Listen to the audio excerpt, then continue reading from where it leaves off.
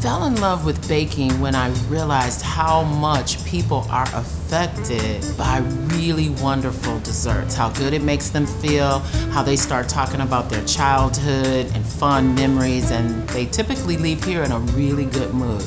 And that's love. We offer at the bakery probably about 40 or 50 different items. The most popular item is caramel cake. That's probably a harder cake for people to make themselves at home, so they definitely buy it here.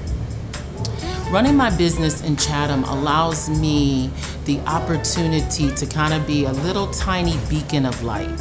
We get all kinds of people from all over the city. We're definitely a destination because we chose to really just offer simple food from my African American history.